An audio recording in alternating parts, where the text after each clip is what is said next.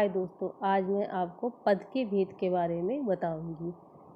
पद के भेद पहला कौन सा होता है? उसमें संज्ञा होती है। संज्ञा क्या होती है? किसी वस्तु, व्यक्ति, स्थान या भाव के नाम को हम संज्ञा कहते हैं।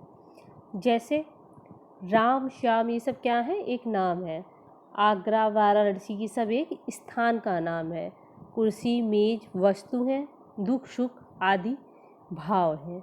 तो ये किसी वस्तु, व्यक्ति, स्थान या भाव के नाम को हम संज्ञा कहते हैं। अब संज्ञा के कितने भेद होते हैं? अच्छा, उससे पहले मैं आपको संज्ञा के एक उदाहरण दे देती हूँ। जैसे राम वाराणसी जा रहा है, तो इसमें राम और वाराणसी दोनों क्या है? संज्ञा हो जाएगा। संज्ञा के कितने भेद होते हैं? संज्ञा के 5 भेद होते हैं। पहला उसमें होता है व्यक्तिवाचक संज्ञा। व्यक्तिवाचक संज्ञा क्या होती है? जिन शब्दों से हमें किसी वस्तु, व्यक्ति, स्थान के नाम का बोध होता है, उसे हम व्यक्तिवाचक संज्ञा कहते हैं।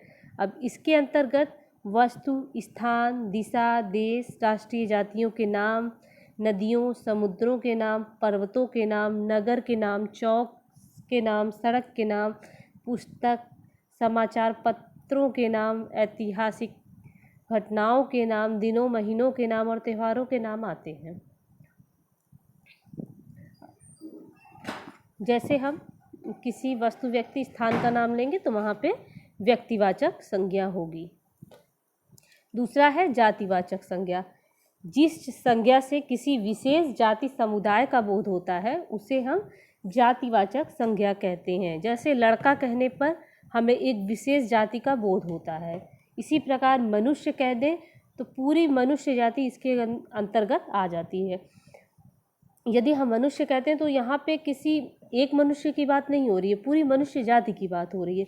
तो यहाँ पे क्या है? मनुष्य जातिवाचक संज्ञा है। भाववाचक संज्ञा क्या होती है? जिन शब्दों से किसी भाव या गुण का बोध होता है, उसे हम भाववाचक संज्ञा कहते हैं। जैसे भाव क्या है? भूख लगना, प्यास लगना, मानवता एक भावना है, वीरता, धैर्य, ये सब क्या होते हैं? गुण होते हैं। तो ये जहाँ पे भाव और गुण होते हैं, उन्हें हम क्या कहते हैं? भाववाचक संज्ञा।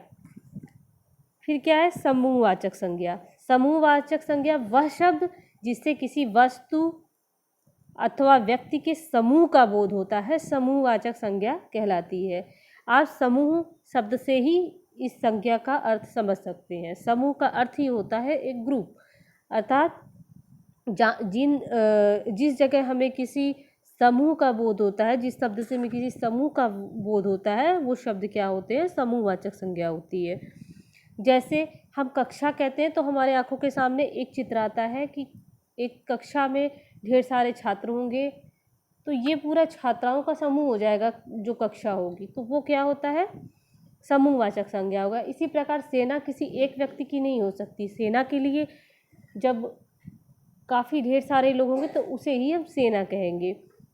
इसी प्रकार पहाड़, नदियाँ, झरने आदि इसके बहुत से उदाहरण हैं। 5वीं है द्रव्यवाचक संज्ञा।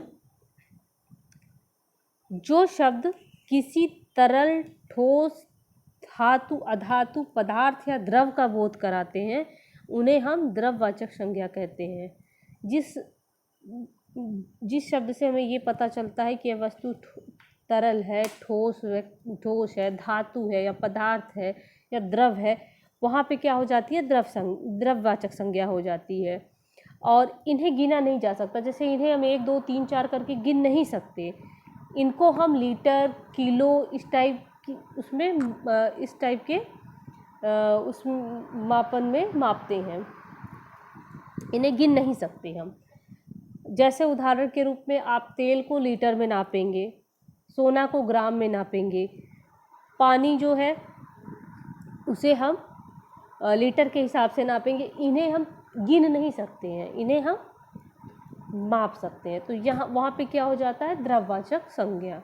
धन्यवाद दोस्तों। कल मैं आप लोगों को सर्वनाम के बारे में बताऊंगी।